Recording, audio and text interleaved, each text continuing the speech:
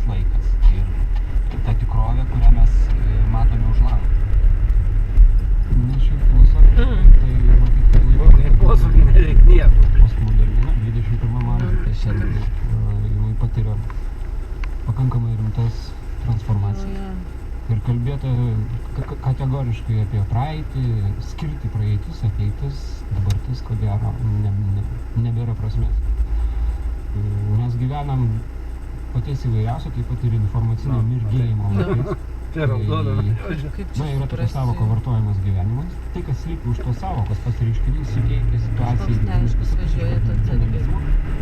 ir kalbėti apie tai, kad tu ten, sakykime, apgėdosi kultūros faktą, kuris buvo prieš 100 metų. Mano žiūrint, tampa,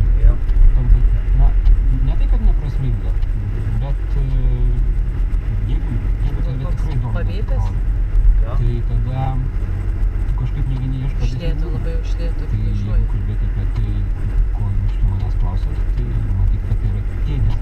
Juos apsikabinės ir matom, supranti, kad nenuklystų. Turi priešintis šiai tikroviai, kad kūryba yra tam tikra